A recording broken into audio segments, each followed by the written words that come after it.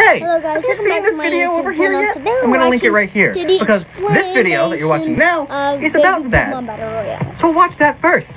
It's another awesome animation by Terminal Montage that I helped with. First, we did a big Pokemon Battle Royale with no legendaries, and then we did a legendary Battle Royale, all of them taking Pokedex entries into context, including out of context, because some of them can't be taken into context because they're just so ridiculous. So, after doing regular Pokemon and legendary Pokemon, what's the next thing we could do to up the stakes? Obviously, Baby Pokemon Battle Royale. So again, watch that first. Link is also in the description. And then, watch this. Alright, and by now you should have seen it. So, if you're new to the channel, hi. If you're into thinking too hard about Pokemon lore and science, I'm your guy. So, this Pokemon Battle Royale is set at the Pokemon Daycare, where highly competitive Pokemon players and tryhards spend their years biking in circles. We see various baby Pokemon doing their thing, including Pichu shocking itself. Pichus are unable to properly control their electricity, so they often shock themselves, as most commonly seen in Super Smash Bros., where Pichu hurts itself with all of its electric type attacks, because it's a baby, it's too dumb to know better. Magby has magma-like blood and an internal body temperature of 1,100 degrees Fahrenheit, which is 200 degrees cooler than magma. It's just a baby. It can't handle much more than that yet. It's using all that heat to dry the tears of its friend Bonsly, who isn't withering like the nearby Badoo. This is because Bonsly isn't actually a plant. It's a rock in the shape of a bonsai tree. It must be pretty sly to trick you. But why is it even crying? Well, because it's a baby. But actually, according to the Pokedex, it is actually adjusting its body's fluid levels by eliminating excess. Isn't that what crying does too? Basically, it hates having moisture in its body, so it sweats it out through its eyes, which makes it look like it's crying, because it's a baby Pokemon. But its friend Magby is helping it out. But the heat it's creating, it's wilting a nearby Badoo and the pond that Mantike is in. This upsets the group of Pokemon, so the angry Badoo do what Badoo do. According to its Pokedex, it lives alongside clear ponds, which is why it's here, and it is sensitive to changing temperature, which is why it wilts so easily. It scatters pollen that induces harsh sneezing and runny noses, so it does that. It scatters said pollen in Magby's face.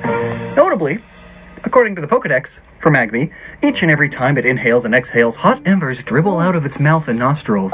When flames drip from its nose, that means it has a cold. If a Magby is spouting yellow flames from its mouth, it is in good health. When it is fatigued, black smoke will be mixed with the flames.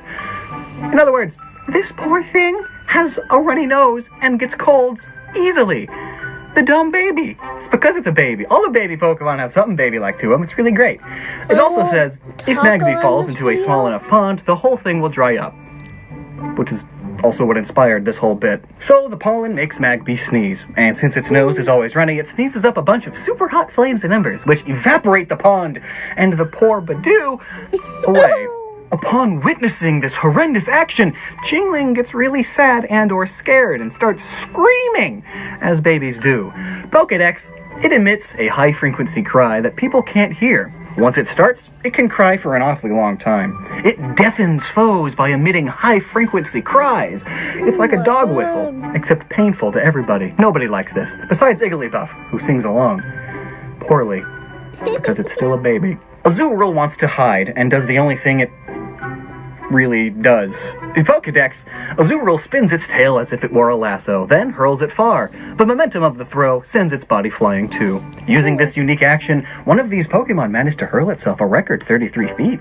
And it does this to hurl itself into a bush to help muffle this sound a bit. This intense sound actually manages to wake up Munchlax, and it upsets Tyrogue, who then punches and knocks the absolute heck out of Chingling, who then bounces off of a wall and right into Igglybuff. And those who remember the regular Pokemon Battle Royale, according to the Pokedex, once Igglybuff starts bouncing, it is impossible to stop. So it flies into space and knocks Cleffa off of a satellite. What was Cleffa doing there? Pokedex. It's believed to be a star reborn. For some reason, it loves Minior. On late nights illuminated by shooting stars, it gazes intently skyward, as if thinking of its home. This whole line of Pokemon come from space. Chingling is still bouncing around and smacks right into Elekid. Pokedex, Elekid stores electricity in its body. If it touches metal, it accidentally discharges all of its built-up electricity. This Pokemon begins swinging its arms in circles to recharge itself. It's like those crank batteries. Or a wind turbine. Wind turbine, the first thing I thought of. Meanwhile, Tyrogue is, quote, always bursting with energy, is famous for its eagerness to fight, and it will challenge anyone. It has a very strong, competitive spirit. It will slug any handy target without warning. So, it sees this arm flailing by Elekid as a challenge. It looks like an inexperienced fighter fighting. You know, like this. So it attacks. But then they get knocked away by Munchlax doing what Munchlax do. Quote, anything that looks edible, Munchlax will go on and swallow whole. It wolfs down its weight in food once a day. So it's scarfing down anything it can find until it bumps into Wynot. Wynot loves to eat sweet fruits. It cleverly picks fruits using its ear-like arms. They gather in fruit gardens drawn by the fragrance. Also notably, Wynot are like punching bags. You hit them, they counter and hit back harder. So, it knocks Munchlax away. Insert why not joke, which was used quite often in the anime, because why not? Munchlax continues munching, and Mime Jr. is doing what it does. It habitually mimics foes. Munchlax comes across an egg. Eggs are pretty tasty. Whoops, it's Togepi. Togepi hide in their eggs all the time. But Pichu and Smoochum come to the rescue and save Togepi. Did you know that Smoochum used their lips to rub onto things? It's gross. And Togepi is dead. This cruel and unfazed Munchlax just wants to wolf down more food, so it goes to pick berries off of a berry bush and, eats Azuriel's tail ball. This is fine, though, for the Munchlax. According to the Pokedex, Azuriel's tail is filled to the brim with nutrients. But obviously this hurts Azuriel, so the very caring Happiny comes over to help heal it. But all Munchlax sees is its egg. Of course it's gotta eat it. Problem though, Happiny is a baby Pokemon. It's too young to actually lay eggs. But like a little girl playing with a baby doll, Happiny, quote, is too small to lay eggs yet.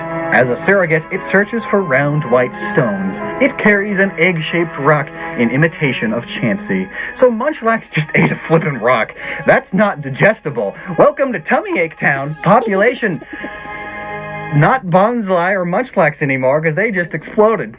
Meanwhile, Tyrogue and Elekid are still fighting, and Pichu decides to help its electric-type cousin. Together, they summon forth a massive thunderstorm, and in response, Magby summons forth a massive volcano, and the lightning brings Riolu out of meditation, and Mime Jr. is now his stand. They beat up some Mons, and oh crap, what's that in the sky? Oh, it's Cleffa!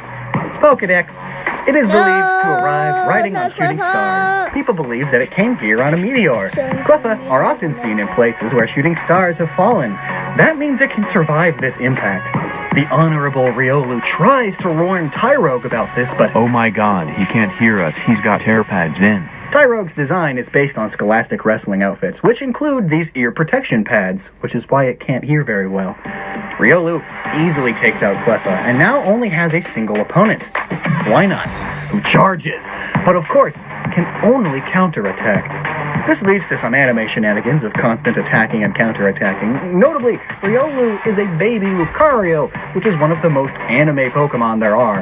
In Smash Bros., Lucario gets stronger the more damaged it is thanks to the power of Aura, which is what somewhat inspired this moment, and what led it to victory. But it turns out they were all just playing. It's cute! It's like Rugrats. And that explains all the overpowered Thunderstorm and Volcano and Ripped Mime Jr. and stuff. Imagine